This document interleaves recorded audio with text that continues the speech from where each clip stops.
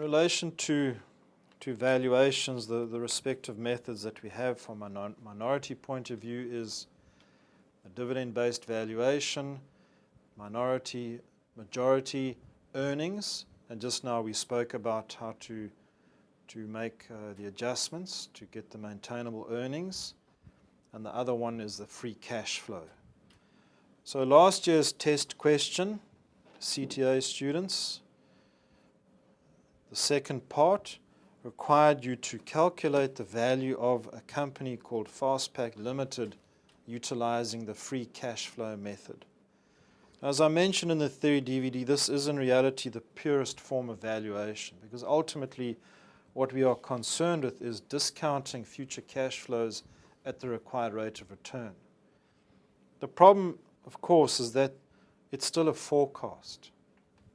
So one should just be mindful of the fact that there is no perfect way to value a company. All that you can do is make sure that you undertake a proper due diligence. You undertake this properly. So you need to get your hands on as much information as you can in order to satisfy yourself that ultimately whatever you do is reasonable and that the company has the credentials in order to generate value for shareholders. Generally, students sometimes are a little bit intimidated by free cash flow. My suggestion is that you just confront it. And what's nice about it is that often it does actually require quite a lot of work to be done in the context of mark allocation. So you can always score marks. It's not that you can't do nothing. So one should not, as I'm trying to stress here, not be too intimidated by it. Just make sure you do understand the principles, what it is that we're trying to establish, and then practice makes perfect. As I've said before, Gary Player always said, the more I practiced, the luckier I got. Same thing applies here. So how do we know it's a free cash flow? Because you've been presented with a forecast in effect. And they told you to determine the free cash flow and the terminal value of Fastpack for the purposes of valuing the company. You needed to show your workings and any assumptions you make in your answer. So in order to determine the free cash flow, let's just jump in. And we will start with the profit before tax. So I'm looking at the income statement. And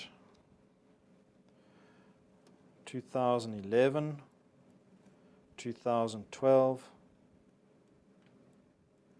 2013. Profit before tax, 3044.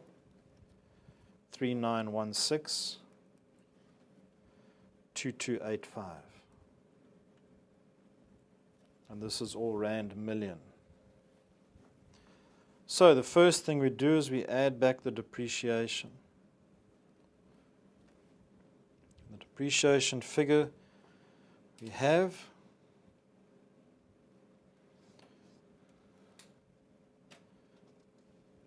you just read straight off the forecast. 750, 900,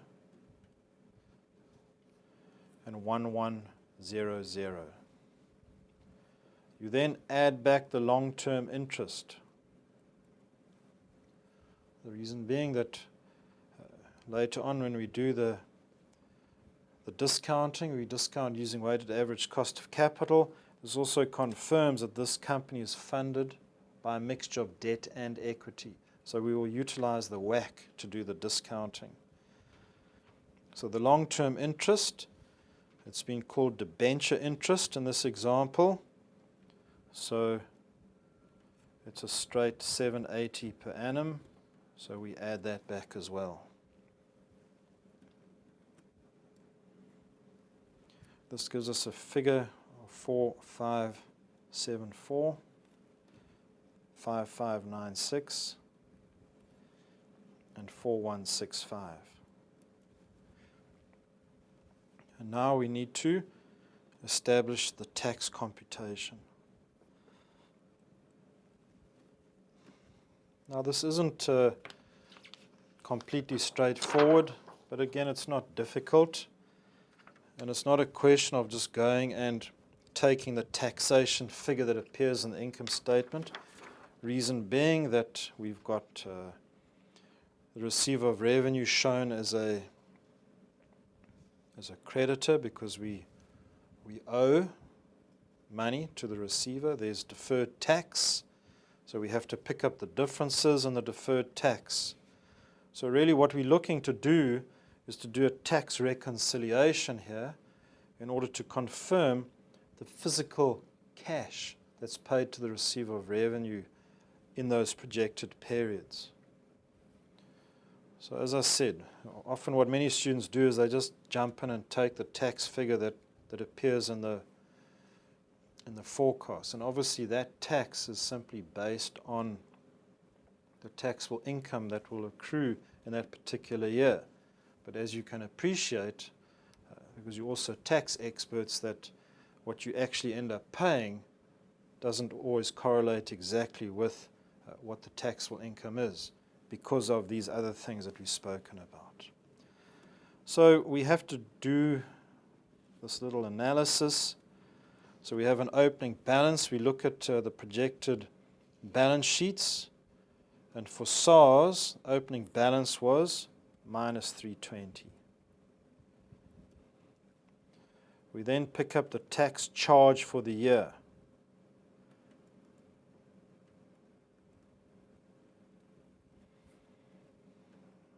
So 2011, 2012, 2013. And that we can just read off the forecast. So minus 740, minus 950, we'll just put it all on there, minus 560. Insofar as the deferred tax is concerned, you need to go up and look under capital employed where we've got deferred taxation, and we're going to pick up the differences.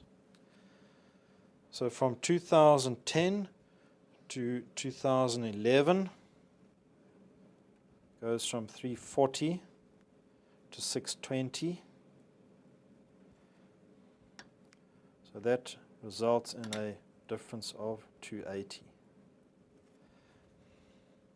From 2011 to 2012, it goes from 620 to 410. So that results in a minus 210.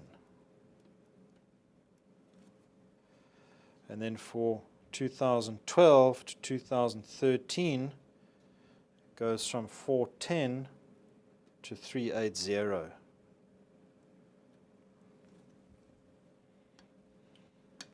So that will give us a minus 30.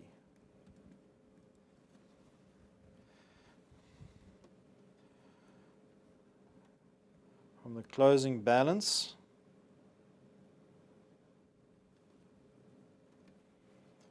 $450.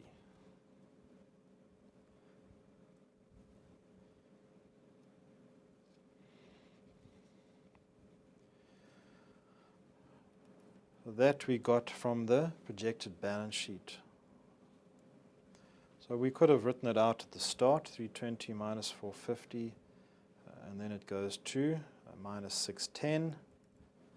So here we've got closing balance 610 and a closing balance of 500. So the amount that's paid to SARS